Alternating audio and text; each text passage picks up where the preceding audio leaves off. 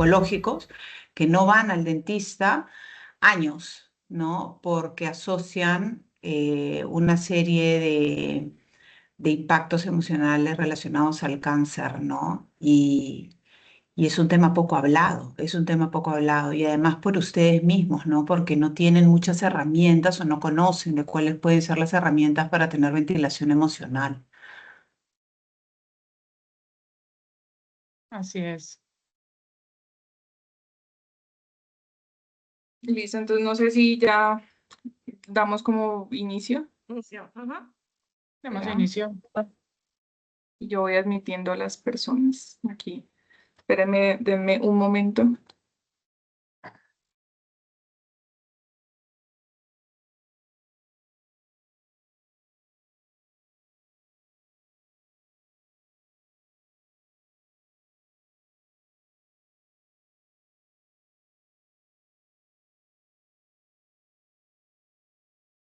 Listo. ¿Me escuchan bien? Sí. Todo bien. Sí, te escuchamos bien. Bueno, entonces damos inicio a este webinar tan especial, tan esperado, que es la aplicación de la psiconcología en la práctica dental. Nosotras con este webinar cerramos el ciclo de todas estas intervenciones que hemos tenido. Próximamente ya nos vamos a reunir para sacar los nuevos temas. Nos ha gustado mucho la interacción con nuestra audiencia, las preguntas que han surgido y ver el interés realmente de todas las personas y en profundizar en el tema de odontología oncológica y resaltar la importancia de esta área. Entonces, nada, doy la bienvenida y un saludo pues a la doctora Carla Montoya, que nos acompaña desde Perú, que nos ha estado acompañando en todos los webinars, aportando todo su conocimiento, experiencia y su opinión. A la doctora Daniela también, con su gran experiencia también de docencia clínica, que nos aporta positivamente en estas áreas. Y bueno, damos inicio. Hoy tenemos un horario diferente, ¿no? Por temas logísticos y de tiempos y demás, pero aquí estamos, que es lo importante. Entonces, Dani, si quieres, Listo. pasamos Entonces, la... listo. Como siempre en todos los webinars, te damos este aviso importante que tiene fines educativos, informativos, nunca va a sustituir la consulta médica o ontológica profesional. Entonces, invitamos pues no automedicarse, a no modificar los tratamientos, si siempre que cuenten con una orientación de un profesional pues de esta área y todos los síntomas, las dudas que tengan, además estén pues en constante comunicación con su oncólogo o su médico de cabecera. Listo. Ay, dame un segundo que se abrió esto. Entonces, ¿por qué este webinar? ¿Por qué lo dejamos también a lo último? ¿Por qué estamos hablando hoy de psiconcología? Y es que nosotros como odontólogos hacemos parte activa del equipo oncológico.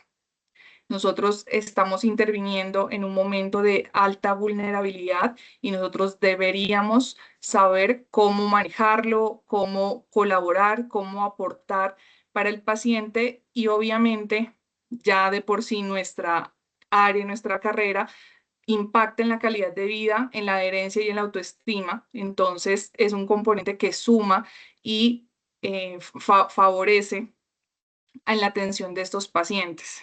¿Por qué traemos la psiconcología? Como habíamos hablado antes con Claudia, nos trae herramientas para comunicarnos mejor, para saber cómo dar un diagnóstico, cómo abordar un paciente, cómo saludarlo, cómo tratarlo, cómo ayudarlo. El manejo emocional es importantísimo. su abordaje en el miedo, en la ansiedad que puede sentir, además de pasar todo este proceso oncológico y la contención que debemos manejar pues sin sobrecargarnos, ¿no? Profesionalmente. Entonces, el mensaje es que además de la odontología oncológica, además de, pues no es solo un manejo de mucositis, la osteonecrosis, y no, sino que va más allá y es acompañar a una persona en uno de los momentos más vulnerables de su vida. Entonces, como que ser conscientes de esto que estamos tratando con un ser humano, con una persona que está pasando por un proceso, por un duelo y está pasando por algo muy complicado. Entonces, asimismo, la consulta y todo nuestro manejo debe ser especializado, debe ser diferente a otras personas que pasamos en nuestra consulta diaria. Entonces, hoy tenemos una invitada muy especial. Estamos muy felices de que haya aceptado, de que nos haya dedicado este tiempo y este espacio en este tema tan importante. Ella es Claudia Bernales. Aquí nosotros dejamos la red social de Instagram, su página web para los que quieran saber más, los que quieran consultar con ella. Ahí está toda la información. Ella es una psicóloga colegiada, psicoterapeuta cognitivo-conductual, especializada en psicología, trauma y ansiedad. Ella también tiene estudios en pedagogía hospitalaria y cuidados paliativos pediátricos. Es miembro de la Asociación Latinoamericana de Cuidados Paliativos y de la Sociedad Internacional de Psiconcología. Es vicepresidenta del Comité Regional de Psiconcología del Colegio de Psicólogos de Perú. Es docente invitada en la Escuela de Posgrado de Medicina Humana de la Universidad Nacional Mayor de San Marcos y autora de 3 libros sobre salud y educación emocional en contextos hospitalarios. Entonces, como pueden ver, es una gran persona, un gran ser humano y una gran profesional que se dedica netamente al cuidado de estos pacientes, al cuidado emocional, al cuidado psicológico. Entonces, doy la bienvenida agradeciéndote otra vez, nuevamente, por tu espacio, por tu tiempo y nada, bienvenida, estamos muy felices de tenerte con nosotros. Ella nos va a compartir algunos puntos, algunos temas que nosotros debemos saber, nos va a responder algunas preguntas y nos pueden en el chat escribir si tienen algún comentario, alguna pregunta y vamos a ver en qué momento los podemos resolver. Entonces, adelante, Claudia. Gracias, Angie. Bueno, muy generosa con tus palabras, Angie, y bueno, también agradecer a Carla, a Daniela y a ti por la invitación, por dar este espacio que para mí ha sido una alegría que se pueda dar un espacio así porque eh, hay que responder a las necesidades que tienen los pacientes oncológicos, ¿no? Hay que responder a las necesidades y si bien el paciente oncológico, por supuesto, hay que salvaguardar su vida con el tratamiento, la quimioterapia, la cirugía, ¿no? Eh, Hay un impacto emocional, ¿no? Y para eso estamos los psicooncólogos, pero hay otras áreas, ¿no? Está el área de fisioterapia, por ejemplo, ¿no? Que se encarga para rehabilitar alguna zona, ¿no? Después de una operación. El área de neurología, cuando ha habido, por ejemplo, una neurotoxicidad por quimioterapia, ¿no? Pero muy poco se habla del tema de lo que viene a ser propiamente lo que es la odontología, ¿no? Este impacto que viene a ser cómo manejarlo, ¿no? Cómo manejarlo. Yo les voy a compartir acá, eh, denme un segundito. O sea, aquí está.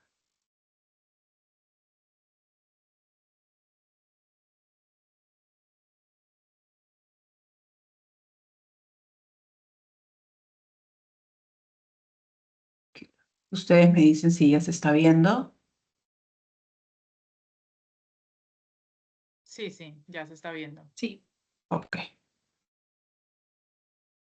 perfecto. Entonces, eh, la aplicación de la psiconcología en la práctica dental es un tema, como les decía, que Sí, por supuesto que es interesantísimo revisarlo, no solamente con el paciente, sino con el profesional también, porque hay una serie de herramientas que no hay que obviar en el camino, ¿no? Cómo manejar emocionalmente al paciente que llega a la consulta eh, y tiene ciertos temores, hasta qué punto también puedo manejar o puede manejar el odontólogo ciertas situaciones, debo de tener ciertas herramientas para manejarlas. Hay una serie de preguntas que como profesionales se hacen, pero que el paciente también tiene, ¿no? ¿Cómo voy a manejar nuevamente este tema?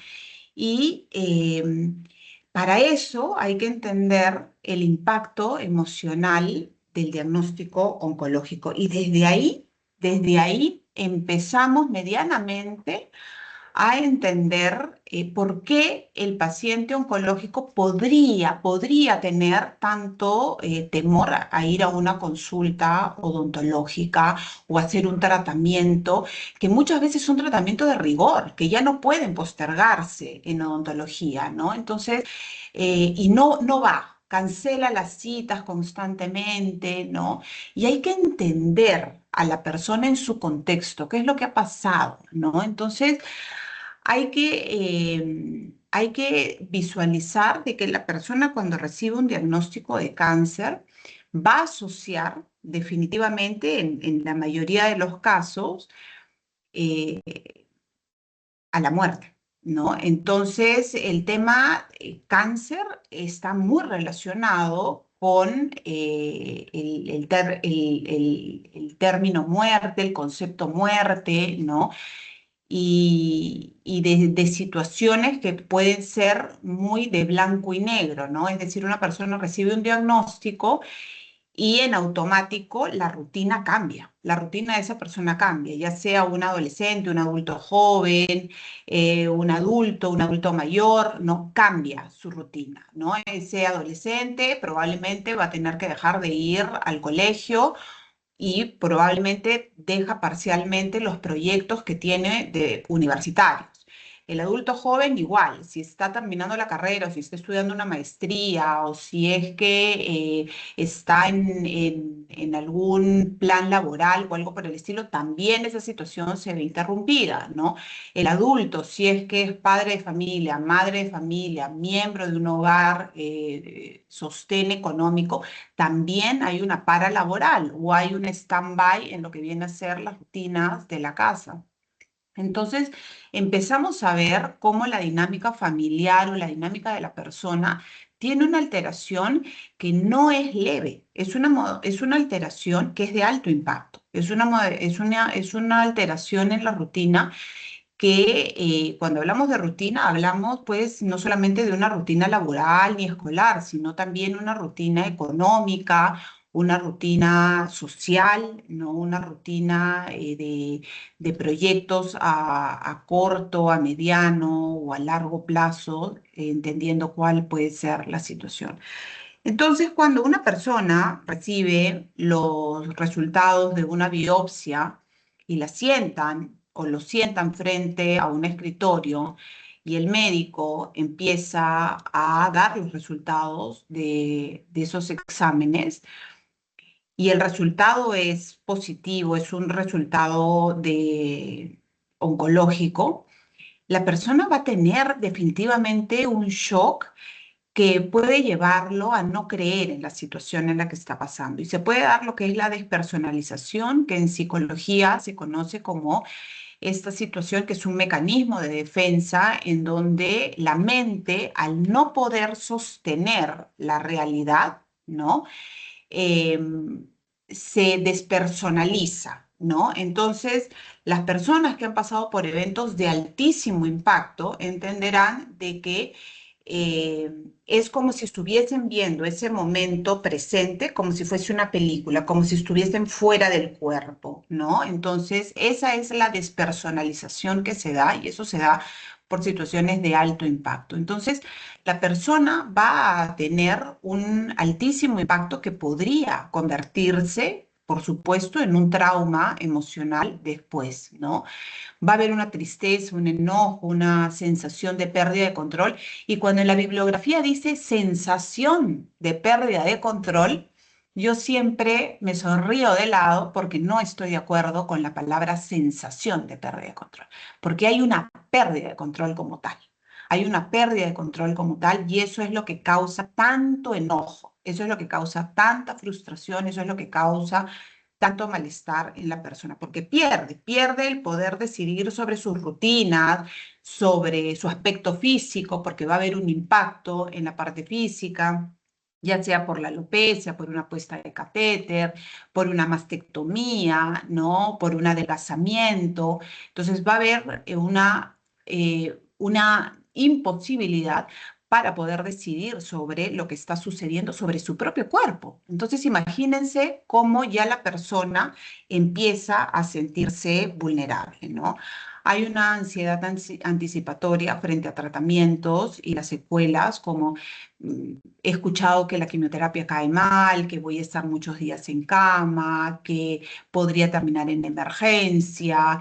He escuchado de que la quimioterapia también deja secuelas de pérdida de memoria y todo lo que se pasan o que se comentan entre paciente y paciente, ¿no? Y genera toda esta idea de una ansiedad anticipatoria. ¿Cómo será? ¿Me va a doler? ¿Cómo quedaré después? ¿Cómo quedará mi cuerpo después de una mastectomía? ¿No? Y sí, acá estamos hablando por encima, ¿no? Porque hay impactos fuertísimos, ¿no? El tema de la fertilidad, el tema de la sexualidad, ¿no? El tema de la feminidad, de la masculinidad, ¿no? Son una serie de impactos que comprenderán, no pasan por agua tibia, ¿no? Esta situación no hay un antes, ¿no? Las personas muchas veces dicen, ok, paso el tratamiento de quimioterapia o paso esta situación y después vuelvo a la normalidad. Esa normalidad ya no hay, ya no hay. Es resignificar, reescribir, ¿no? Un nuevo capítulo en la vida de esa persona. Entonces, lógicamente, cuando llega a una consulta odontológica, ¿no? La persona se está conociendo en ese nuevo espacio. Porque antes ella podría decir, o él podría decir, yo antes venía al odontólogo y no tenía estos temores, no tenía este miedo, ¿no? Ok, hay que entender de que esa persona está escribiendo un nuevo capítulo de su vida. Y muchas veces hay esta situación de no aceptación en la misma persona. No hay esa falta de aceptación que es propia porque lógicamente quiere tomar su vida como era antes, ¿no? Pero lamentablemente el cáncer viene y te hace un punto y aparte y te cambia la página completamente, ¿no? Entonces, muchas veces la persona llega estos miedos, esta ansiedad muy, muy a flor de piel, ¿no? Tal vez antes no era así. Ok, antes no tenía cáncer. Antes no había pasado por los tratamientos oncológicos. Antes no había experimentado tanto dolor físico. No había experimentado tal vez tanto dolor emocional o espiritual, ¿no? Entonces, lógicamente, estamos frente a una persona que está hipersensibilizada y que además está escribiendo, por decir así, un nuevo capítulo en su vida, ¿no? Entonces nos encontramos frente a una persona que inclusive tal vez ni siquiera esta persona sabe que se está conociendo nuevamente o que se está reconociendo en algunos puntos. Entonces las claves clínicas para los profesionales es que hay que entender de que la respuesta emocional no va a ser lineal ni igual en todos. ¿Y a qué me refiero? Las respuestas emocionales puede ser de que ustedes conozcan o ya vienen conociendo a la persona después del tratamiento oncológico y viene bien, a llegar, va a sus controles, hay cierta ansiedad seguramente, pero todo muy manejable y de pronto tuvo una crisis. Y ustedes dijeron, ¿qué pasó? Si veníamos bien. No, ok, tienen que entender de que esto no es lineal. ¿Y por qué no es lineal? Porque la mente es atemporal, no tiene tiempo ni espacio. Entonces, algo tal vez en esa persona, ese día, esa mañana, antes de la consulta con ustedes o durante la consulta, se acordó de algo un sonido le hizo recordar alguna situación mientras recibía quimio, mientras que entraba a sala de operación. Y, y resultó haciendo una crisis la persona. Entonces, el estado emocional va a tener una influencia en la relación con los profesionales de salud, que esto quiere decir cómo contenemos en ese momento de crisis a la persona. Somos indiferentes, contenemos, apuramos, estamos en un silencio incómodo, ¿no? ¿Cómo vamos a influir en la persona para que realmente su estado emocional pueda estabilizarse en ese momento? Un trato humano desde el inicio va a reducir la angustia y va a mejorar la cooperación.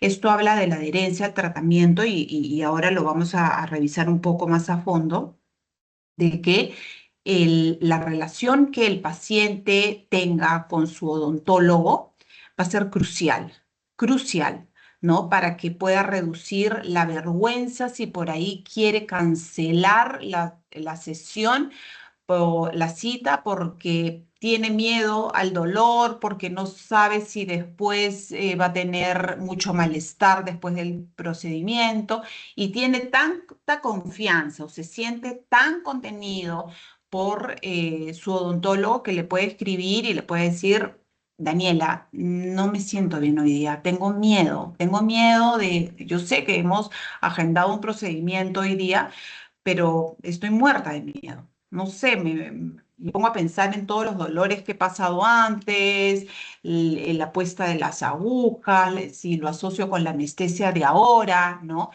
Y si en este caso la profesional responde desde un lado empático y le dice: "Oh, te entiendo perfectamente, ¿no? Entiendo que esto te está avivando ciertas situaciones anteriores y no podría ser diferente.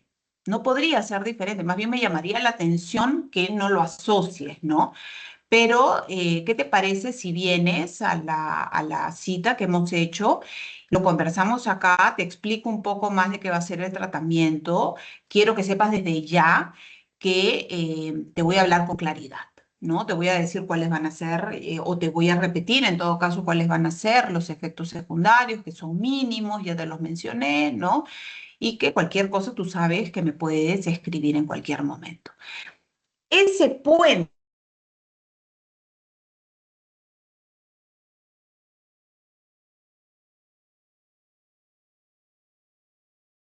¿Se pausó o solo fue?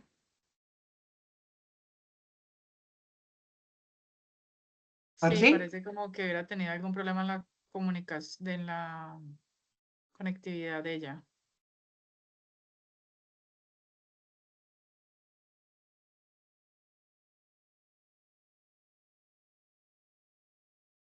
Carly, ¿le puedes escribir para que ella sepa?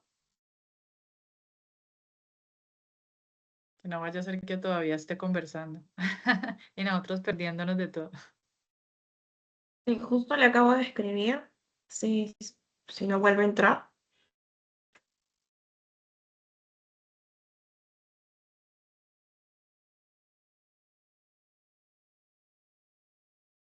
Sí, de pronto pues aprovechamos como el espaciocito. Si de pronto las personas que están por acá tienen alguna consulta que quieran hacer, también la pueden ir dejando ahí como en el chat, de manera que ahorita que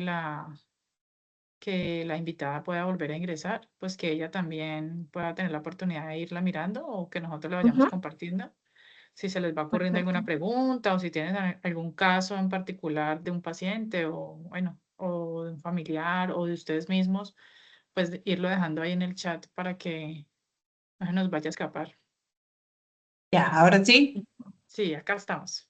Acá Perfecto. estamos. Ya. Ujú, Entonces, este puente, ¿no? Que yo les menciono, este puente que es un puente de confianza, es lo que va a permitir que haya una adherencia al tratamiento, ¿no? Entonces, si yo dejo, o ustedes como profesionales dejan de responderle u omiten las emociones que puede estar teniendo la persona, lógicamente, lo más esperado es de que el paciente abandone el tratamiento, ¿no? Entonces, eso hay que tenerlo muy en cuenta. Ahora, Claudia, sí, pero eso es una inversión de tiempo, es una inversión emocional, sí, Es una inversión de tiempo, es una inversión emocional, por supuesto, ¿no? Y eso hay que entenderlo desde un inicio y hay que tener claro el por qué también estamos en este rubro o en esta área de lo que es la oncología, ¿no? Hay que entender de que va a haber una mayor demanda, ¿no? Porque justamente la persona tiene una mayor demanda emocional, física, emocional, espiritual, ¿no? Y eso hay que saberlo desde un inicio. Por supuesto que va a haber una mayor demanda para poder atender a un paciente con un diagnóstico oncológico. Entonces, justo en ese punto, ¿no? De la adherencia en los tratamientos de salud, el impacto emocional del cáncer puede generar que la persona tenga una evitación de controles médicos u odontológicos, que haya abandono, que haya cancelación de citas o postergación de tratamientos. Hay una baja tolerancia al dolor, ¿no? O a procedimientos, porque también están nerviosos, hay un sistema nervioso alterado, ¿no? Un nervio vago, también sin tono, que va a llevar a que la persona tenga una baja tolerancia a ciertas situaciones también de dolor, hay una dificultad para comprender indicaciones. Y ustedes dirán, pero ¿por qué puede haber una dificultad baja para comprender ciertas indicaciones? Y esto pasa muchísimo, ¿no? Que a veces me dicen, se lo he explicado varias veces y me ha vuelto a preguntar. Ok, acá es bien importante que se entienda de que una persona que ha pasado por un diagnóstico y ha tenido un impacto de trauma, un impacto emocional, pueden estar pasando dos cosas. La primera es de que la persona tiene un sistema nervioso alterado, ¿no? Por su estructura de personalidad y el diagnóstico oncológico terminó de hacer que esta persona pueda ser un poco más ansiosa, un poco más vigilante, ¿no? Ha tenido también más experiencias al dolor físico, ¿no? Entonces la persona puede estar un poco dispersa. Y lo otro es que la quimioterapia en ciertos diagnósticos oncológicos causa lo que es la neurotoxicidad o el quimiocerebro, ¿no? Entonces, hay personas que cuando están pasando por quimioterapia o ya lo pasaron, me dicen, Claudia, pero yo ya pasé la quimioterapia hace 3 años, o yo ya lo pasé hace 5 años y no me acuerdo de las cosas. Ok, lamentablemente, en algunos casos, el efecto de neurotoxicidad puede ser permanente. En algunos casos es pasajero, ¿no? Y la memoria, ¿no? La capacidad de retención vuelve, ¿no? Y en otros casos no. ¿De qué va a depender? De la toxicidad del tratamiento, de la capacidad de recuperación de la persona, pero sí se podrían encontrar ustedes como profesionales con personas que les dicen, doctora, ¿me puede volver a repetir? O doctora, ¿cómo era este tratamiento? ¿O para qué era el tratamiento? ¿O cuánto era que iba a durar el procedimiento? Y ustedes pueden interferir en ciertas situaciones como de mal humor, que se les agota la paciencia. Ok, es válido, pero no válido, ¿no? Porque ustedes ya tendrían que saber de que hay un efecto en el paciente o en el tipo de paciente que ustedes atienden, que es la neurotoxicidad o una persona que está hipersensibilizada por todo lo que ha venido pasando, ¿no? Ahora, lógicamente, y acá agrego un tercer punto, la locación tumoral, ¿no? Imaginemos, la persona ha tenido pues un tumor a nivel de cerebro, ¿no? Entonces, por supuesto, y ha afectado cierta área, podría ser que también tenga incapacidad para retener cierta información, ¿no? Entonces, es importante que vayamos viendo, ¿no? Los impactos que tiene la persona con un diagnóstico oncológico, no solamente a nivel conductual, sino a nivel cognitivo también, ¿no? Y los factores que los van a ayudar a ustedes como profesionales a que su paciente se mantenga en el tratamiento. Es decir, que termine el tratamiento, que no lo abandone, que no postergue, que no lo alargue, ¿no? Es dar una información clara y gradual, ¿no? Es decir, una información que realmente ustedes tengan el tiempo y no estén apurados, ¿no? Para poder dar una información en la cual tal vez ustedes puedan dar 10 minutos después para volver a repetir o responder algunas preguntas que puedan haber. El vínculo de confianza con el profesional es básico. O sea, para mí ese es un no negociable, ¿no? El paciente los tiene que sentir a ustedes muy cerca, los tiene que sentir muy de acompañamiento, ¿no? Entonces, eso hay que tenerlo claro porque si no, no se va a poder dar una relación de confianza. Es imposible, o sea, hay que verlo, saquémoslo en otro contexto, pongámoslo en cualquier otra situación. Una persona, si yo no tengo confianza en alguien, entonces yo no voy a poder seguir manteniendo el vínculo, ¿no? Voy a dudar, me va a parecer mejor cancelar o en todo caso, terminar el tratamiento.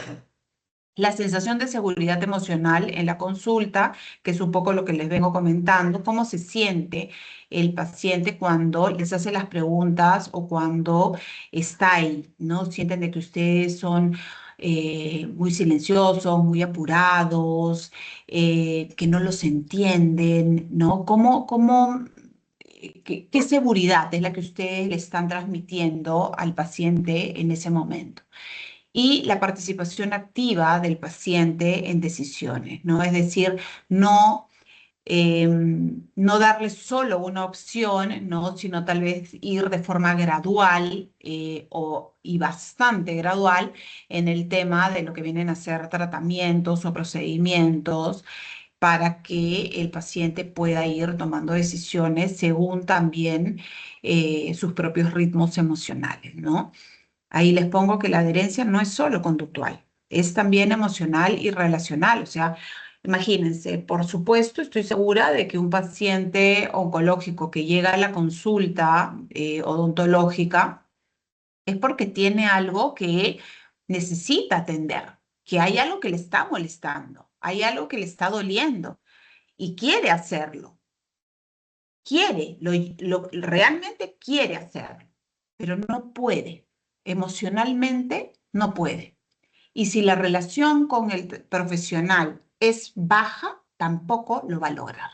Entonces no es solo conductual, ¿no? Porque yo como en conducta digo, quiero ir, quiero estar ahí, quiero estar mañana a las 10 de la mañana con la doctora Carla, quiero estar ahí mañana y poder empezar el tratamiento, pero tengo miedo.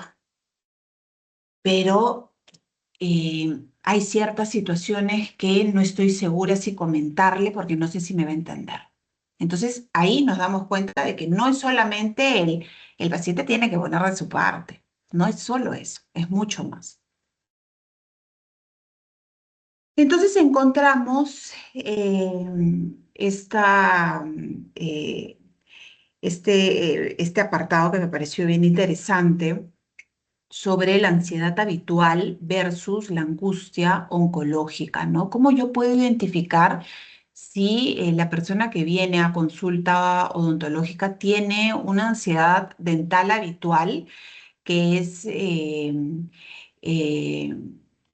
este rechazo, por así decirlo, natural que lamentablemente hay hacia el odontólogo, ¿no? Por el temor y cuándo es una angustia oncológica, ¿no? Entonces, la ansiedad dental habitual es cuando encontramos, pues, que hay un miedo específico, tal vez al dolor, a la aguja, como todo ser humano, ¿no? Por un tema biológico va a tener. Nadie quiere sentir dolor, ¿no? Nadie en un estado equilibrado quiere sentir dolor, ¿no? Hay una sensibilidad al sonido agudo de los instrumentos, ¿no? puede ser molesto, y saquemos eso en otro contexto. Cualquier sonido agudo, ¿no? De cualquier instrumento constante nos lleva a un estado de alerta o de incomodidad o de taparnos los oídos, ¿no? Entonces, esta es una sensibilidad propia que puede haber al sonido agudo de los instrumentos como un mecanismo de alerta o de defensa, que también la podemos tener todos. Hay también una asociación de probabilidad de daño con persistencia del ruido. Es decir, yo asocio la persistencia del ruido del instrumento con una probabilidad de daño. Es decir, si suena poco, entonces no lo asocio tanto a daño. Si suena mucho o si suena de forma persistente, estoy más en alerta, porque asocio esto de que me pueden hacer daño. Entonces, capaz pausas, ¿no? En ese momento. Hay el tema de la introducción de instrumentos al cuerpo, estando consciente, y lógicamente va a dar una respuesta natural de alerta y de defensa. Esto nos pasa a todos. Esto nos pasa a todos, ¿no? En mayor o en menor medida nos pasa a personas que han tenido un diagnóstico como a las que no han tenido un diagnóstico. Pero acá estamos hablando, imaginemos, de las que nunca han tenido un diagnóstico y van a consulta, ¿no? ¿Por qué tienes tanto miedo de ir al dentista, no? Ok, esto es lo que se encuentra, ¿no? La bibliografía nos dice que esto es lo que se encuentra, que usualmente la gente no le encanta tal vez ir al dentista, al odontólogo por estas situaciones a las que asocia. Pero ahora vamos a ver, ¿no? La angustia asociada al cáncer, ¿no? Cuando yo podría ver que esto no es una ansiedad habitual que podría tener cualquier persona, sino que está asociada al cáncer. Hay un miedo difuso, ¿no? De que puede tener una situación de muerte, recaída, pérdida corporal, ¿no? ¿Por qué? Porque ya lo ha pasado antes. Ya ha experimentado muy de cerca con pensamientos de muerte. Ya ha tenido tal vez alguna recaída, ¿no? No solamente por una metástasis, sino porque tal vez hablemos de que la quimio no le cayó bien y se asustó muchísimo y terminó en emergencia por los efectos secundarios, ¿no? Entonces, todo lo que está asociado a una situación de, de, de manejo corporal lo va a llevar a tener una hipervigilancia y un miedo difuso, ¿no? Está entrelazado, está muy cerca la idea de voy al dentista y qué pasa si pasa lo peor. ¿Qué pasa si por ahí tocan algo que no debían de? Entonces está muy difuso, muy cercano, mientras que para una persona que no ha pasado por una situación oncológica, sus miedos están más en sus sitios, ¿no? El miedo a la muerte, a la pérdida corporal, están en un lugar, ¿no? Y el miedo específico, por ejemplo, al dolor, un miedo específico al dolor o a la aguja, están en otro lugar. En el cáncer eso está así, está difuso, ¿no? Entonces, toda la experiencia a dolor, a procedimientos, etcétera, etcétera, la persona con un diagnóstico oncológico lo puede asociar como algo de alarma, de riesgo. Entonces va con muchísimo temor. Hay una hipervigilancia que puede llevar al llanto fácil o al bloqueo emocional. Entonces, ustedes entenderán de que cuando reciban a una persona y tiene una hipervigilancia de, a ver, por favor, ¿me puedes mostrar la anestesia y de qué tamaño es la aguja y exactamente dónde la vas a poner? Y no va a agarrar ningún nervio y sienten que la persona esté en hipervigilancia, ok, ahí hay una angustia asociada al cáncer, hay un llanto fácil también o un bloqueo emocional. Puede persistir aún en procedimientos muy simples, que puede ser, por ejemplo, una limpieza o un control, ¿no? Puede, por supuesto que sí, aparecer todo esto y se relaciona con experiencias médicas previas dolorosas. Punción medular, puesta de catéter, sondas, efectos secundarios de quimio. Ustedes nunca han tenido nada que ver con eso, directamente con la persona, pero lamentablemente están interviniendo en un cuerpo que ha sido escenario de dolor físico. Entonces, la persona podría presentar todo esto. Chicas, ustedes me van diciendo si hacemos algún comentario, alguna pausa, alguna pregunta en general. ¿Cuáles son las señales emocionales y conductuales a identificar en consulta dental? Vamos a encontrar indicadores emocionales como la ansiedad intensa o el miedo desproporcionado al procedimiento que lo acabamos de ver, igualmente el llanto fácil, la irritabilidad o el silencio marcado, que parece que todo está muy bien, que parece que no hay ninguna pregunta, que parece que el señor, la señora lo está manejando muy bien, ¿no? Hay que leer también ese silencio, ¿no? Y tal vez le podemos decir, ¿me quieres preguntar algo? O podemos romper el hielo de frente y decirte sentido muy hablador hoy día, ¿no? Y vamos a sacar una sonrisa en la persona, ¿no? Y capaz que se anima y conversa y dice, sí, estoy un poco pensativo, tengo un poco de miedo, por eso estoy un poco callado, ¿no? Y vamos construyendo ahí este famoso puente de confianza. Expresiones de desesperanza, fatalismos o temor a la muerte que les pueden expresar directamente, ¿no? La hipervigilancia corporal o la preocupación excesiva por los síntomas. Daniela, sí. Doc, le quería comentar que, por ejemplo, bueno, ahorita estábamos leyendo un comentario que nos hizo Silvia, que desafortunadamente pues tuvo una mala experiencia respecto a un pariente. Lamentamos mucho, sobre todo que haya sido en parte pues en cavidad oral y, y hacer puntualidad, pues quería hacer como un paréntesis de que toda esta ansiedad que se genera a través de la consulta, no solamente en los pacientes que tienen cáncer, que sea de impacto oral, sino en general, como lo estás comentando. Quería hacer hincapié en esos pacientes que han tenido cáncer orofacial o cáncer de cabeza y cuello, que normalmente a veces tienden a asociar la atención Sí, por odontológica supuesto. posterior con los defectos óseos que han quedado de esos cáncer, como les hacen recesiones grandes y quedan con defectos óseos marcados y defectos faciales también muy marcados. Entonces son pacientes que también se ven afectados mucho en la autoestima, pacientes que no pueden comer bien o que no se ven ya pues físicamente, ¿no? Como eran antes.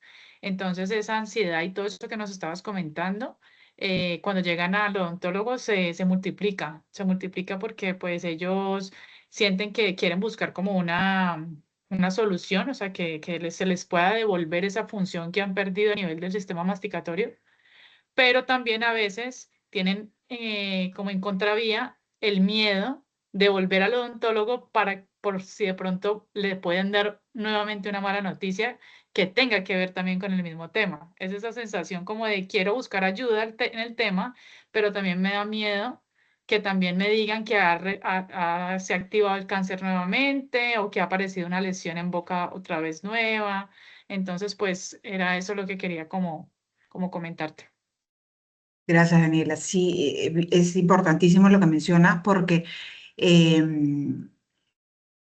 sí, va a haber muchísimas personas que van a buscar, y eso es lo que hablábamos en un inicio, tener o tratar de recuperar como eran antes del diagnóstico, ¿no?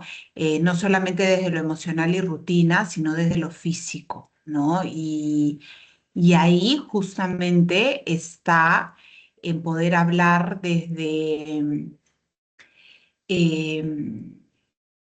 desde una honestidad empática, ¿no?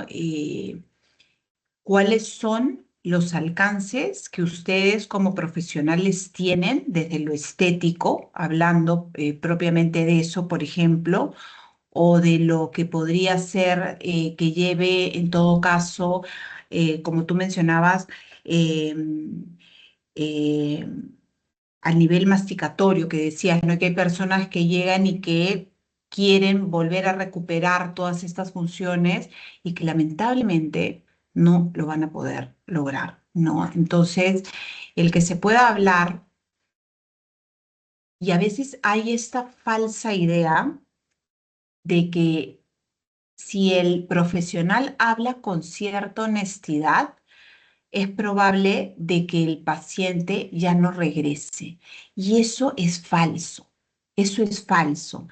porque el paciente, en la medida que escuche de una forma profesional, de una forma segura, de una forma empática, es decir, que le podamos dar la información en un espacio. Hay un protocolo que en medicina utilizan que es el protocolo Spikes, ¿no? Que te dicen, tú para dar información, ¿no? Información que puede ser difícil, que puede ser incómoda, ¿no? Te dicen, hay que indagar qué es lo que sabe la persona primero de su situación, ¿no? Por ejemplo, sabe que no va a volver a tener, eh, eh, eh, que no se va a poder ver estéticamente como antes, sabe que a nivel masticatorio no vamos a poder lograr ni siquiera aproximarnos a un 70% o un 80%. ¿Qué es lo que sabe? Y este protocolo un poco nos invita a indagar, ¿no? Uno, ¿qué es lo que sabe la persona? ¿Qué es lo que sabe? Para partir de ahí, yo brindarle la información y decirle, efectivamente, lo que mencionas es correcto, no va a haber no va a haber un resultado al 100% como era antes, eh, es tal cual tú dices, ¿no? Y ahí, dense cuenta, le estamos devolviendo cierto control al paciente, ¿no? Porque entre líneas le estamos diciendo, la información que tú has buscado, la información que me traes, está bien, ¿no? Entonces ahí le estamos devolviendo cierto control a la persona de que has investigado, lo has hecho bien y efectivamente no va a haber una mejora al 100%, pero en todo caso eh, podríamos esperar llegar a tanto, ¿no?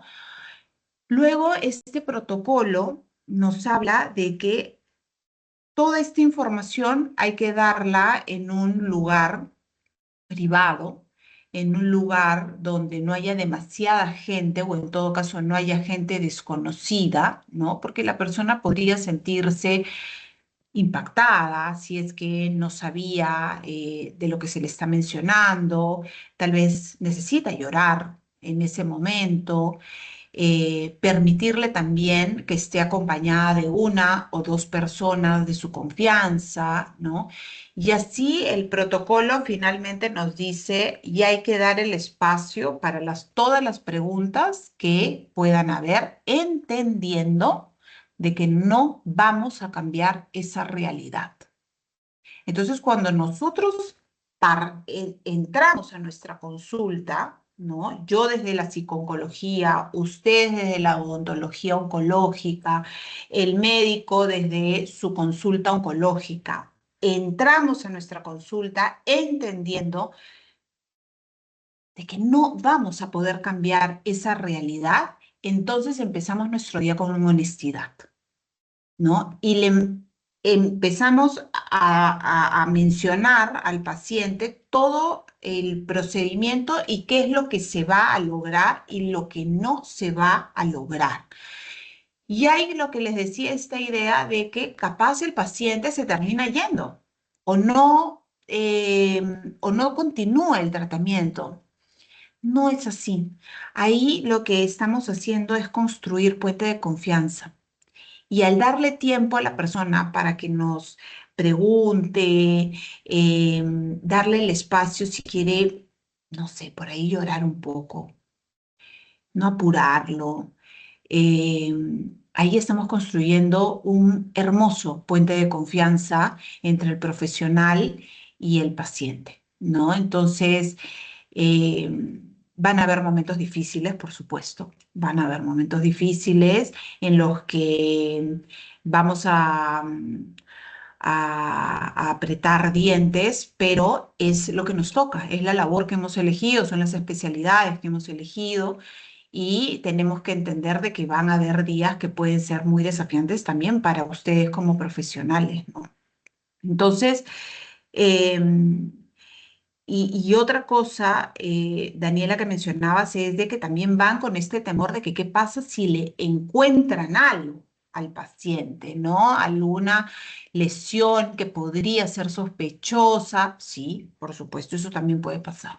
Como cuando va una persona también a su control oncológico y le dicen, hay algo que no me gusta, ¿no? Hay algo que no me gusta. O sea, la persona, el paciente oncológico sabe, y ahí es donde se trabaja mucho en oncología, en la aceptación de esta nueva realidad, que es muy desafiante, ¿no? Porque constantemente te puedes enfrentar a una situación de que puede haber una recaída, por supuesto, ¿no? Entonces ahí se trabaja mucho en las ideas de aceptación y compromiso, en el vivir en el presente, en el poder entender de que hoy una persona tiene un diagnóstico, pero no necesariamente la persona va a tener una complicación que la lleve a un desenlace catastrófico, ¿no? Porque personas sanas se puede entender de que pueden perder también todo lo que tienen de un momento a otro, ¿no? La vida de un momento a otro, ¿no? Entonces,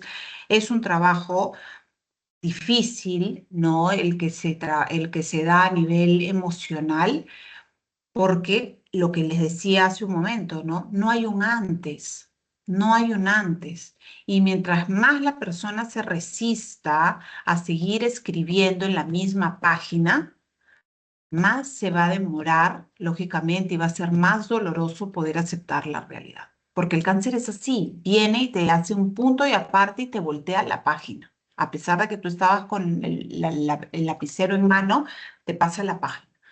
Entonces, si ustedes como profesionales empiezan a notar eso, empiezan a ver eso, tranquilamente ustedes pueden hacer una derivación a psico-oncología, ¿no? O en todo caso, si tiene la confianza con la persona, es poder decirles, ¿no has pensado tal vez darte un soporte con el área de psicología o hablarlo tal vez desde un espacio más privado, desde la parte emocional, ¿no? Ustedes, por supuesto, y es más, es hasta de rigor que lo hagan, ¿no? Para que ustedes también puedan contribuir en la calidad de vida de esa persona, ¿no?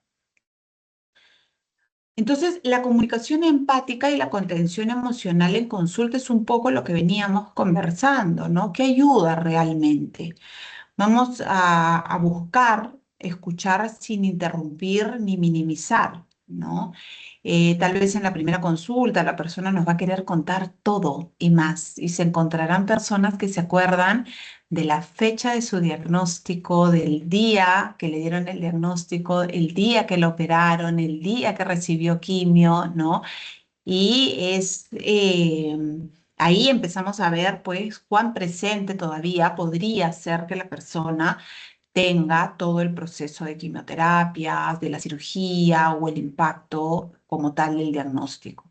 Validar las emociones, entendiendo que esto podría tener una inversión de tiempo, sí, no, pero finalmente estamos construyendo lo que queremos, ¿no? Que es la confianza y que la persona no vaya a tener una renuncia al tratamiento, sino todo lo contrario, ¿no? Explicar paso a paso lo que va a ocurrir, ¿no? Y cerciorarnos, sobre todo si lo está entendiendo. Es decir, al terminar de explicar un paso, preguntar abiertamente, ¿he sido clara? Tal vez fui muy rápido, tal vez hablé con algunos tecnicismos y tal vez no me dejé entender, ¿no?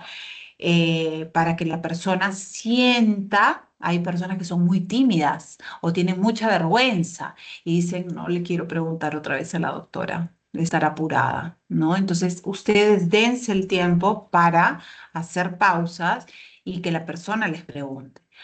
Dar la sensación de control. Pausas, señales, tiempo. Devuélvanles ustedes lo que el diagnóstico les quitó en algún momento, que es este control. Lo que más frustra, acuérdense, a la persona con un diagnóstico oncológico es la pérdida de control. La pérdida de control en todo, financiera, física, de rutinas, de académicas, laborales, sexuales, todo, todo. ¿Se dan cuenta cómo perdió control de todo? Entonces ustedes devuelvan un poquito, ¿no? Diciéndoles, ¿me quieres preguntar algo? Es totalmente válido, ¿no? Que me preguntes o que no me hayas entendido en algo, tal vez yo he hablado con mucha rapidez, algunos tecnicismos, pero por favor, hazme todas las preguntas que consideres. Ahí le estamos dando control sobre ese tratamiento. ¿Qué es invalidante? ¿Qué no se usa? ¿No? ¿Qué nos hace ver como profesionales insensibles? No es no te preocupes, no es para tanto. Es solamente un pequeño dolor el que vas a sentir, ¿no? Pero imagínate, hasta mis pacientes más chicos, los niños que atiendo, toleran mejor que tú.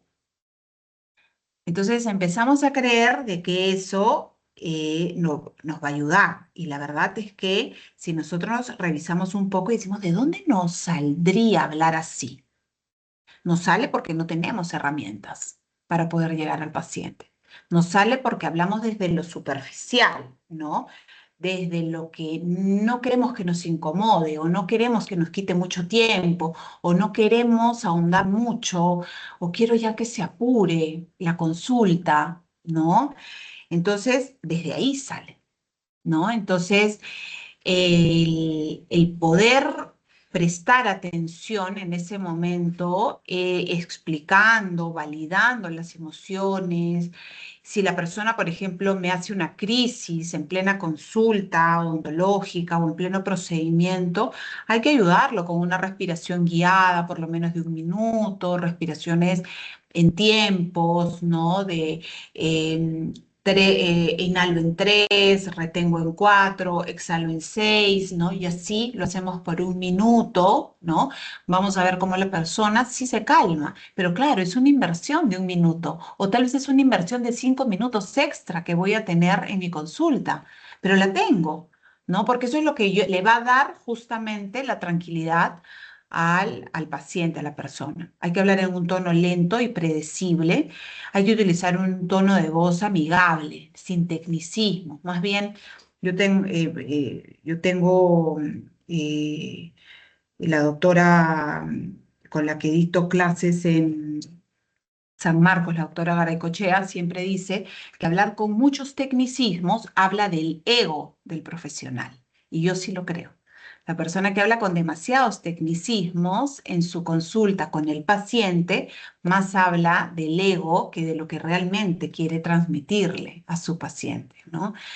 Permitir un acompañante, si es posible, ¿no? Que entre la pareja o entre el hijo o entre una amiga, ¿no? ¿Por qué no? Tal vez dándole las indicaciones, ¿no?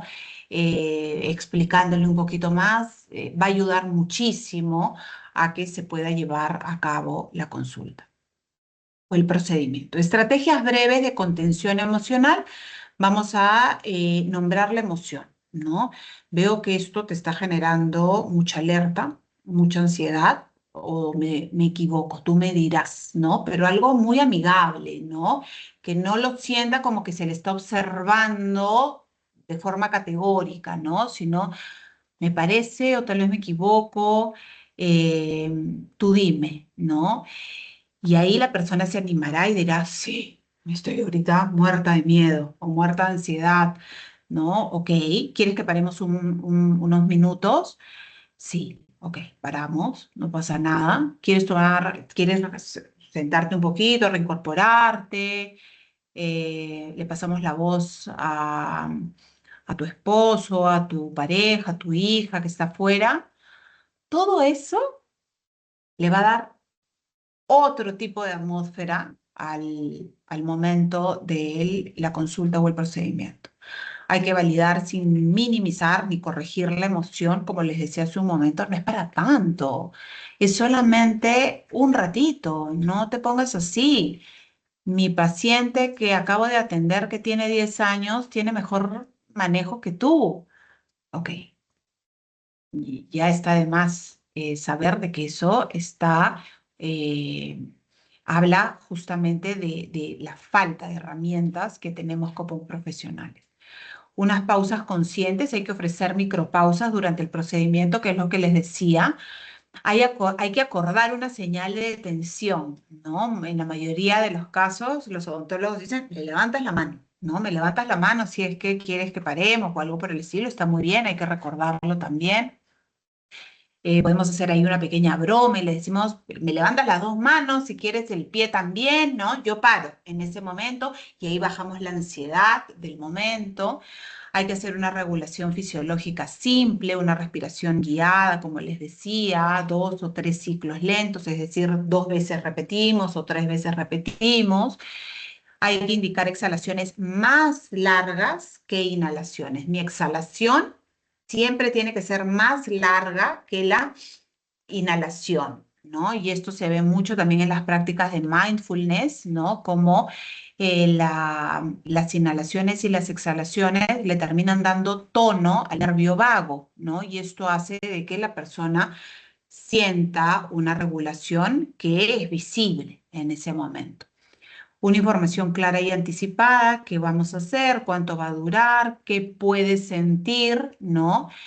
eh, Explicar nuevamente o devolver diciendo, pregúntame todo lo que quieras, capaz que fui muy rápido, no lo sé, tú dime en dónde te has quedado con alguna duda y con mucho gusto lo resolvemos, ¿no?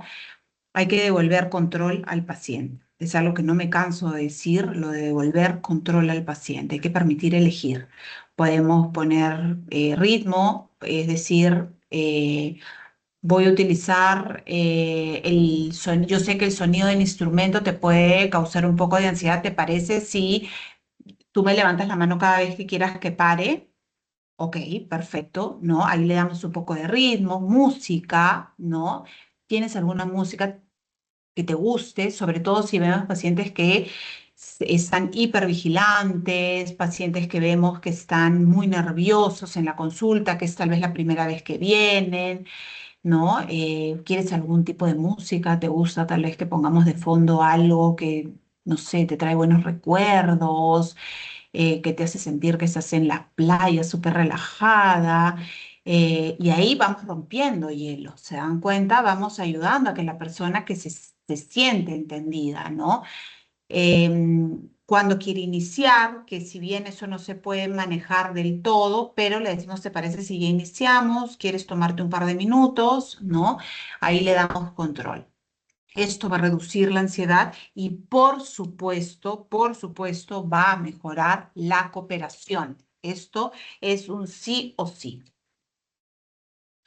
No buscamos eliminar la ansiedad, sino contenerla para que el paciente se sienta seguro y acompañado. No vamos a poder eliminar la ansiedad. Imagínense, ¿cómo vamos a eliminar una ansiedad que viene de un diagnóstico, de una biopsia, de una quimioterapia, de una radioterapia, de una cirugía, de darle la noticia a la familia, de parar todas las rutinas?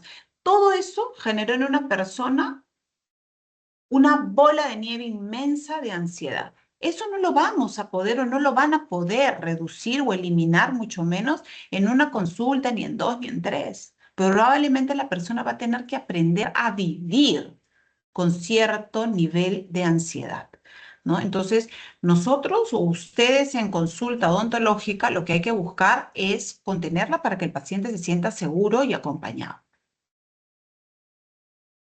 Y ya enrumbándonos al final de este encuentro, cuidar al que cuida. ¿Cómo los cuidamos a ustedes como profesionales? ¿Cómo evitamos un burnout, ¿no? tanta situación que puede ser dolorosa o que nos puede recordar a alguien que queremos, que estimamos, porque ¿quién no conoce a una persona que ha pasado por un diagnóstico oncológico? Entonces, van a haber pacientes que nos recuerdan tal vez a alguien o que hicimos mucha empatía, tuvimos mucha química con esta persona, ¿no? Y por supuesto nos da pena. Somos seres humanos, ¿no? No es la inteligencia artificial la que está interviniendo a esa persona, ¿no? Entonces, ¿cómo vamos a evitar o cómo los cuidamos ahí? Hay que revisar la sobrecarga emocional acumulada. ¿Cómo me siento? ¿Me gusta venir a mi trabajo?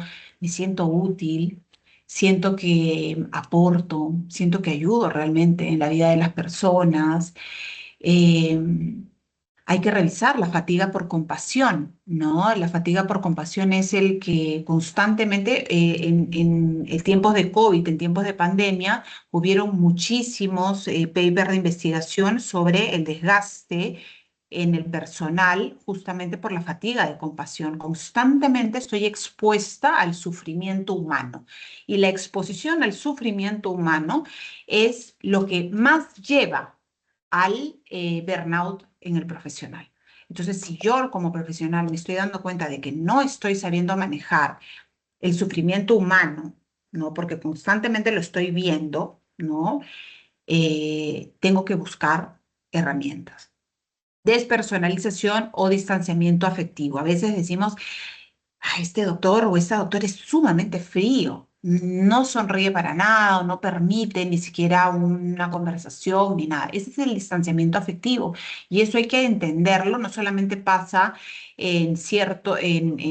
puede pasar en odontología, puede pasar en psicología, por supuesto, si es que el profesional no se cuida a sí mismo, en oncología, en cualquier rama podemos ver, sobre todo cuando hay un contacto directo con el sufrimiento humano, podemos ver este distanciamiento afectivo. Y esto muchas veces es inconsciente en el profesional, ¿no? Y esto es un mecanismo de defensa. Para que no me duela, para que no me afecte, yo me distancio. ¿Ok? Eso hay que revisarlos. Factores que nos protegen son los espacios de supervisión o diálogo clínico o lo que se conoce como la ventilación emocional. Es decir, me junto con 3, 4 colegas y hablo tal vez una vez a la semana o una vez cada 15 días de cómo me he sentido estos días emocionalmente. No voy a revisar casos clínicos, no voy a consultarle sobre algo del caso propio a otro colega, no.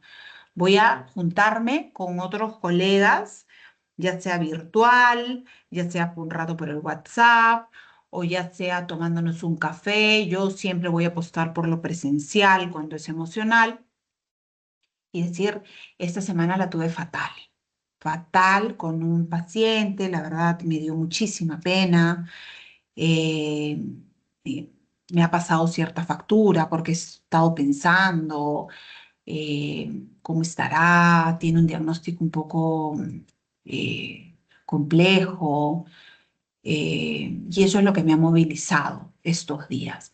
Eso va a ayudar muchísimo, ¿no? A la descarga emocional. ¿Y por qué no hacerlo? Por ejemplo, llego a casa y lo hago con mi familia, con mis padres, con mi pareja, con mis hijos. ¿Por qué no hacerlo? Porque ellos no van a entender la naturaleza de su trabajo. Entonces, desde la buena fe, desde la buena intención, les van a decir, ay, pero tú haces todo lo que puedes. Entonces, ¿qué van a hacer? Nos van a hacer la palmoterapia. Nos van a hacer el romantizar la situación. Y no queremos eso. Lo que queremos es que la otra persona, que puede ser nuestro colega, que entiende de la naturaleza y del impacto de nuestra profesión o de la profesión de ustedes, puedan decir, sí, la verdad es que a mí me pasó algo igual, ¿no? Porque yo hace unos días tuve a una señora que llegó, le acaban de diagnosticar, no ha recibido todavía quimioterapia, pero ya está muy movilizada emocionalmente y por ahí me hizo recordar, no sé, por momentos me hacía recordar a mi tía, por momentos me hacía recordar a este familiar que tanto quería, ¿no? Que también tuvo cáncer. Ok, eso es la ventilación emocional, ¿se dan cuenta? Y los colegas no busca, porque esto no tiene marco psicoterapéutico, porque no va a haber un encuadre, es simplemente ventilar emocionalmente, va a ayudar muchísimo al desfogue para que no se quede esta fatiga por compasión. Límites saludables entre el trabajo y vida personal, pausas breves de regulación emocional durante la jornada, es decir, que ustedes tengan, no sé, actividades en las que encontraron una cafetería linda cerca del consultorio y se van un ratito a tomar un café y regresan y ya tienen ahí una pausa importante. O tienen un espacio en donde se hacen 5 minutos de mindfulness y los resetea. Hay que reconectar con el sentido de trabajo asistencial y con esto termino. ¿Cómo reconectamos? ¿Cómo reconectan ustedes? ¿Cómo reconectan cuando sienten que están agotados o tal vez por una semana muy difícil que han tenido? Hay que recordar el valor profundo del cuidado, la presencia y los gestos que alivian. Pero ¿cómo hacemos eso? Hay que preguntar por qué eligieron esta profesión, qué los llevó a elegir esta especialidad, ¿no? ¿Qué los llevó a elegir esta especialidad en oncología? Hay que reconocer que acompañar también es sanar, incluso, miren qué interesante, incluso cuando no podemos curar. Estamos sanando algunas partes de la persona que pueden ser emocionales, que pueden ser espirituales, eh, y que tal vez no vamos a curar lo físico, pero que estamos siendo un acompañamiento eh, suave, un acompañamiento bondadoso, un acompañamiento de calidad en este momento que es confuso, que es doloroso para la persona. Hay que dar lugar a la empatía sin perder los propios límites. Y acá, ojalá que les sirva, esta idea a mí me sirvió muchísimo cuando rotaba en hospital. No es lo mismo sentir compasión que sufrir por aquella persona. Cuando yo sufro por otra persona, cuando yo estoy sufriendo por una persona que no tiene un vínculo conmigo, ¿no? Es decir, no es un familiar directo mío, y estoy sufriendo mucho por esa persona, es algo que tengo que observar, porque yo no puedo sufrir por algo que no me está pasando a mí o que no le está pasando a uno de los míos. Puedo sentir pena, puedo sentir compasión, por supuesto, puedo quedarme pensativa, por supuesto, pero no es lo mismo sufrir que sentir compasión.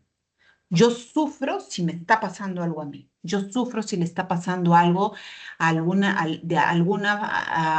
situación a mis vínculos más cercanos. Ahí puedo sufrir, lo puedo entender, lo puedo aceptar. Pero cuando no hay un vínculo, no hay un vínculo estructural con la persona, no hay un vínculo profundo con la persona, hay que revisar qué está pasando. ¿Por qué estoy sufriendo por una situación de una persona que conozco poco o medianamente, pero que no hay un vínculo real con la persona más allá que el que sea mi paciente? ¿Puedo sentir pena y compasión? Sí, pero hay que revisar cuando empezamos a sufrir por esa persona. Hay que cuidar al paciente y también hay que cuidarnos a nosotros como profesionales. Me pasé un poco, creo, pero ahí estamos. Muchas gracias. No, súper bien, Claudia, muchas gracias por esta exposición. Realmente es un tema, como lo conversamos antes, realmente importantísimo, porque estamos expuestos nosotros como profesionales a tantas emociones que es importante poder aprender a gestionarlas, a poder también tener herramientas nosotros frente a la atención, porque es importante pues darle, y me quedo con eso que has comentado, darle ese control nuevamente al paciente, Sí, ¿no? Darle esa validación, el crear puentes de confianza entre nosotros y los pacientes, porque realmente es una situación tan compleja porque no, como lo mencionaste, no es algo lineal, ¿no? Hay muchas constantes y muchas variantes en este camino, entonces es importante poder comprenderlas, ¿no? Porque al final de todo, pues lo que buscamos es darle a este paciente una calidad de vida, ¿no? Mejorar su calidad de vida. Nosotros, del lado odontológico, pues intentar devolverle la función masticatoria, devolverles de pronto, eh, apoyar un poco el tema de la autoestima con un tema estético, de pronto que ha sido, que se ha visto repercutido. Entonces, es muy importante todas estas herramientas que nos mencionas. Y yo te quería hacer una pregunta, un poco en contexto de una consulta, ¿no? Y ya hablo de pronto con experiencias que he visto. Usualmente los pacientes oncológicos pues vienen con acompañantes, ¿no? Con el hijo, el padre, ¿no? Y muchas veces en consulta he visto como algo un poco similar en algunos casos, es esa sobreprotección del cuidador, que entiendo, porque es un duelo que no solamente es personal de la persona que está pasando el diagnóstico, sino es algo que engloba a la familia, ¿no? Entonces, a veces ha pasado que he notado, ¿no? Y he visto que la hija, por ejemplo, por encima de la situación y quiere estar controlando todo, entonces un poco invalida al paciente de pronto lo que quiere decir o lo que quiere preguntar. Em, entonces ahí la gestión de nosotros es cómo se manejaría, cómo lo haríamos, hasta qué punto, porque también entiendo que es una parte compleja para esta persona, ¿no? Pero también es importante de pronto no invalidar, o sea, lo primordial es no invalidar al paciente, ¿no? Porque él es el que está pasando todas estas dolencias, el que más conoce, pues, a nivel físico, de pronto algún dolor que esté sucediendo, que está pasando, o que quiere saber, tener mayor información del tratamiento que se le va a hacer a él a nivel dental, ¿no?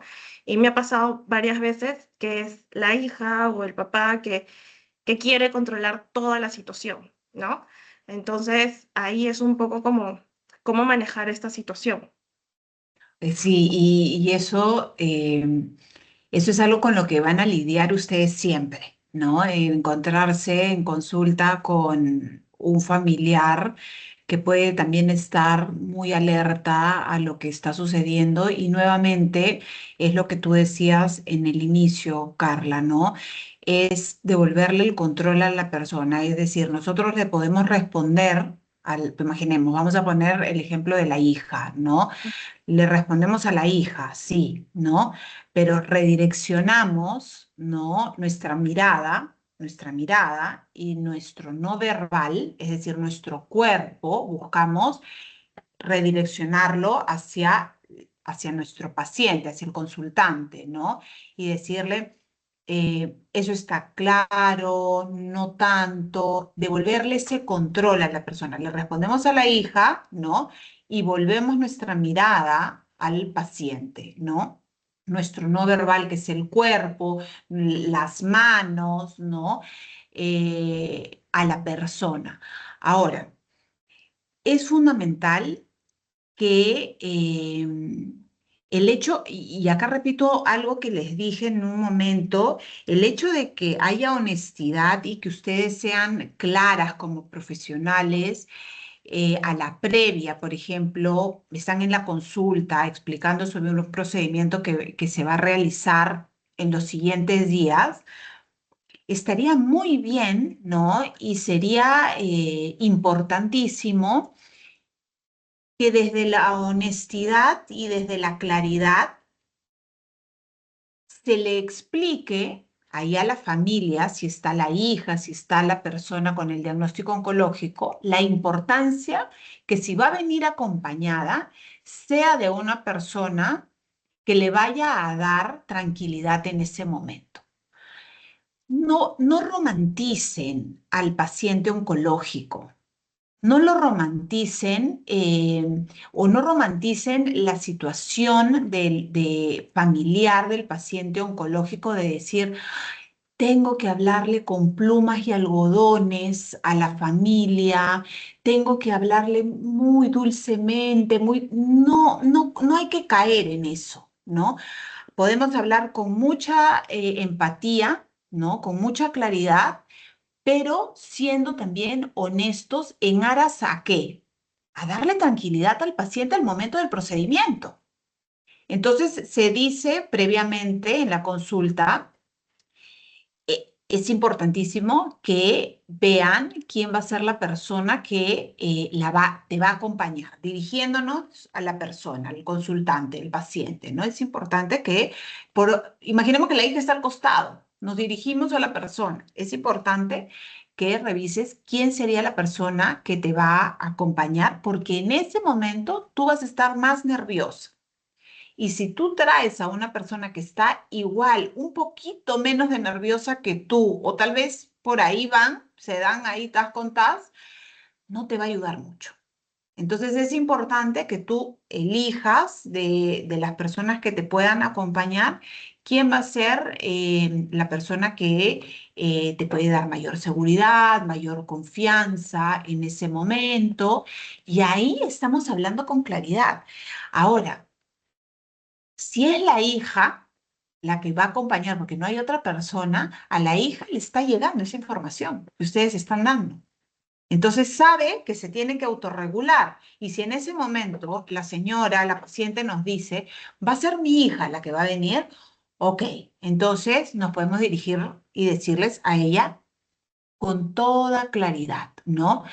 He notado que eh, tal vez toda esta información te ha podido poner un poco nerviosa. No, tú me dirás, me quieres hacer alguna pregunta extra, ¿no?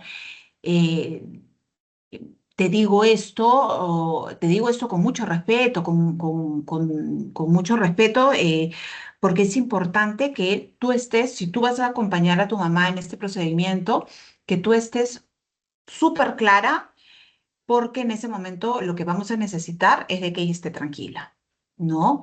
No tanto por mí, porque yo voy a estar ahí para darles toda la información que ustedes necesitan, pero tu mamá va a buscarte a ti en ese momento. Entonces es importante de que tú estés súper clara con eso.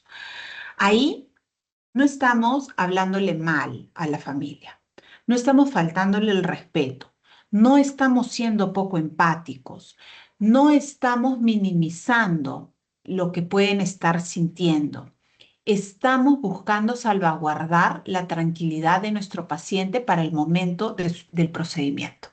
¿Me dejo entender? Entonces ahí nos anticipamos, ¿no? Y ya la persona sabe de que tiene que haber una autorregulación. Ahora, puede ser de que llegue el día del procedimiento y la hija está súper nerviosa, ¿no? Ok, ese día tendremos un día desafiante. Ese día tendremos que buscar, agenciarnos las maneras y decirles capaz, dile si esto te pone muy nerviosa, tú prefieres tal vez quedarte o prefieres esperar afuera, tú me dirás, siempre dándoles el control, que nunca se sientan que hay un rechazo, em, o en todo caso, ustedes le pueden decir, mira, te doy un tip. ¿No? De acá para acá tú no mires, porque si no te vas a poner más nerviosa tú, ¿no? Y no porque acá haya algo que pueda ser de riesgo, sino porque la mayoría de las personas se ponen nerviosas con estos instrumentos.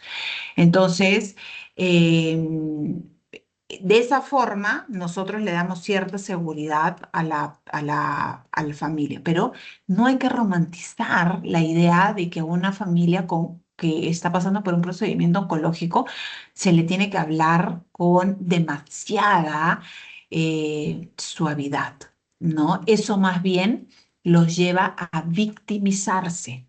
Y eso es algo que en psico-oncología revisamos mucho, la victimización del paciente, ¿no? Es decir, hay personas que tienen 5 años que ya superaron el cáncer, tienen 10 años que ya superaron el cáncer, ni una sola recaída, y son personas que siguen ancladas a ese momento. Hay que leerlas entre líneas. ¿Por qué les ha resultado anclarse hace 5 años? ¿Por qué les ha resultado anclarse hace 10 años? No, yo no puedo recibir ningún tipo de noticias, ningún tipo de estrés, porque hace 5 años yo tuve cáncer. Ya, pero ¿qué tiene eso que ver? Ahí vamos entendiendo un poco o leyendo a la persona entre líneas por qué le ha sido, lo digo también con mucho respeto, eh, le ha resultado a la persona anclarse en el diagnóstico de hace 5 años, de hace 10 años. ¿Qué pasó ahí? ¿Qué encontró en eso? ¿No? Y eso ya es el área de psico-oncología, pero ahí les empiezo a contar algunas cosas que para que ustedes no victimicen a la familia con cáncer. ¿Está pasando por un evento desafiante? Sí. ¿Está pasando por un evento doloroso, físico, emocional y espiritual? Sí, ¿no? Entonces, pero ustedes tienen que devolver cierto control al hablarle con toda la claridad posible, porque si no, ellos van a venir y los van a incomodar de alguna manera, ¿no? Como tú mencionabas que la mamá puede o la hija puede estar muy atenta a las cosas y te puede incomodar a ti como profesional. Te puede, tal vez por ahí se te sale, no sé, un comentario que ella no lo puede tomar a bien o algo por el estilo. Entonces, no busquemos sacarle plumas más suaves para hablarle a una familia que está pasando por un procedimiento. Va a ser mucho más beneficioso hablarle con claridad y empatía a no decirle nada, ¿no?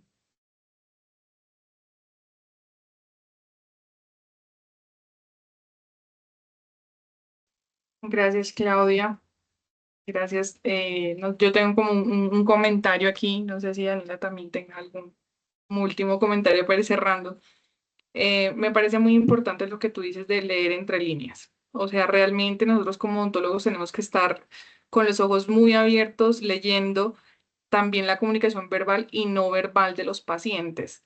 O sea, ser consciente de nosotros, cómo lo transmitimos, pero también el de ellos y contextualizar es súper importante. Leer, aprender de estas herramientas, porque todas las decisiones son diferentes, que los casos son muy diferentes. O sea, yo tengo digamos que ya el paciente ya tiene su diagnóstico, pasa por el proceso, pero asimismo que me ha tocado pues mucho de que cuando son mujeres o algo así, el esposo abandonó, ¿no? Entonces es otro proceso además, también que pacientes también que están solos en ese que no tienen quien los acompañe. Entonces es importante como saber preguntar, saber abordar desde el inicio como, bueno, y alguien te está acompañando, cuéntame cómo te ha ido, pero también como para dirigir, porque uno tiene que saber a quién hablarle y no al final y decir, ah, bueno, llama a quién, llama a tu esposo, y uno, o sea, no cometer imprudencias. Entonces, como que saber el contexto también Claro, de lo que está pasando, o sea, con quién está viviendo, o sea, como saber un poco de ese proceso, quién lo está llevando, porque al final, si las personas no saben recibir la información o no lo pueden porque emocionalmente no están disponibles, tenemos que hacerlo al acompañante. Muchos, de la mayoría, yo creo que de mis casos, pues de los pacientes, de una, nosotros necesitamos que se cepillen los dientes, ¿sí? Que mantengamos la higiene bucal y ellos son tan desmotivados y dicen, pero ¿para qué me voy a cepillar si me voy a morir? O sea, a mí me han contestado mucho así, o, ¿para qué hago esto, doctoras, y ya, pues ya me voy a morir? O sea, ¿para bueno, qué? claro, Eso es como lo que más escucho. Entonces ahí es como, o sea, ¿qué puedo responder? ¿Qué puedo hacer? Entonces ya sé de entrada, sé que voy a perder mi tiempo explicándole la técnica y el enjuague, claro. Entonces claro. ya sé que tengo que ir al acompañante si lo tiene. Pero, o sea, no sé qué recomendación me das como en ese momento cuando ellos me dicen eso, porque yo quedo fría, quedo como digo, bueno, le digo, no, o sea, trato de, o sea, no tengo las herramientas para responder, pero no sé qué me aconsejas en ese caso. A mí particularmente me va muy bien cuando yo hablo desde una realidad, eh, pero, pero sutil, ¿no? Que vaya acompañado con una sonrisa, ¿no? O con unos ojos curiosos, ¿no? Que lo puedan hacer cambiar el twist a la persona, ¿no? Entonces, si la persona, por ejemplo, te dice, doctora, pero ¿para qué me voy a cepillar los dientes si me voy a morir igual? Pero como todos, yo también me voy a morir, ¿no? Pero no por eso me voy a dejar de cepillar los dientes o me voy a dejar de bañar o me voy a dejar de peinar, ¿no? Entonces hay que cepillarse los dientes, ¿no? Y vamos por ese lado, ¿no? Entonces ya no le damos el espacio al, al lamento, ¿no? Al lamento de existencial, que por supuesto es válido, pero no es el espacio, ¿no? Y le respondemos con una realidad que puede estar acompañada con mucha sutileza, con por ahí una sonrisa, ¿no? Y decirle, sí, pero todos, yo también me voy a morir, ¿no? Y le decimos su nombre, yo también me voy a morir, Carlos, pero no por eso no me voy a cepillar los dientes o no me voy a bañar, ¿no? O sí, ¿usted qué me aconsejaría en su caso? ¿No? Entonces, es más, retrocedo. No le haría la repregunta, porque si le hago la repregunta me puede responder con otra cosa y así se alarga. Entonces a veces los tiempos en consulta apremian, ¿no? Entonces, pero desde ahí lo podemos llevar a la reflexión, ¿no? Y, y cambiar un poco el tono, ¿no?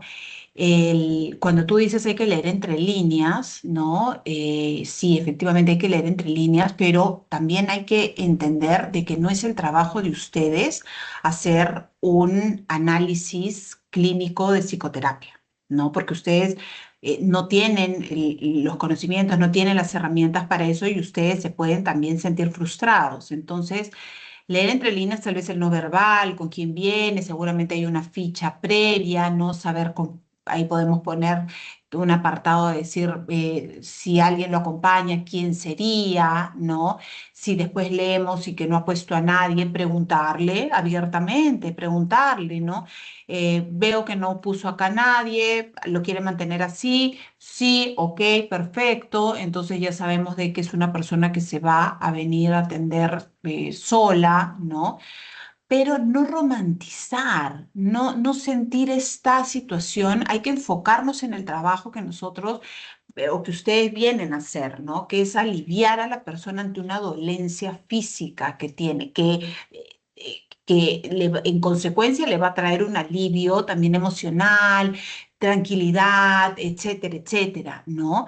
Pero no hay que mirar al paciente o a la familia con una excesiva carga de sufrimiento o de lamento, porque ahí es cuando también nosotros bloqueamos nuestro trabajo, ¿no? Ustedes van a bloquear su trabajo y van a decir, mejor no le digo, me da pena, y eso, él me da pena, y esto y el otro, ¿qué lleva a que ustedes tengan burnout, que tengan fatiga por compasión, ¿no? Entonces, en algún momento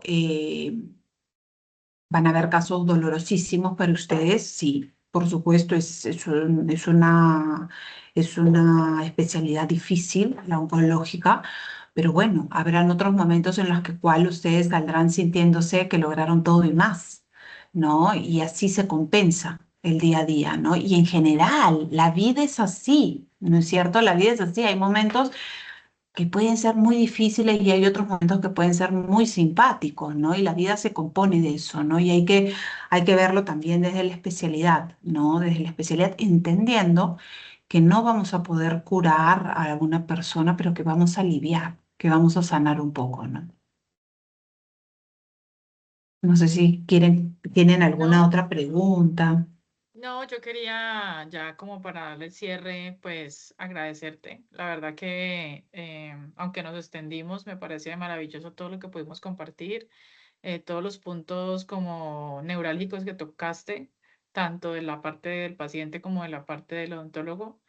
Y nada, total gratitud por enriquecernos con este tema de lo que acabas de decir, que nosotros pues no manejamos muchos conceptos y no tendríamos por qué tampoco, porque pues es nuestra área es otra, pero todos estos tips que nos enlistaste y todo lo que nos hablaste hoy, pues nos permite tener un poquito más, estar un poquito más armados de valor para la consulta odontológica. Así que nada, muchas gracias por el espacio, por el tiempo. Y bueno, a los que se quedaron hasta el final, qué bueno, muchas gracias. Si tienen alguna pregunta o les surge alguna duda, ya saben que pueden escribirnos al correo. Y entiendo que tienes consulta también virtual, entonces también si necesitan de pronto una consulta con la doctora Claudia, pues también nos pueden contactar para que les podamos dar pues, la información y que se puedan dirigir directamente a ella. Bueno, pues eso era lo único. Muchísimas gracias. Gracias. Gracias a Mil ustedes. gracias. Gracias Muchas a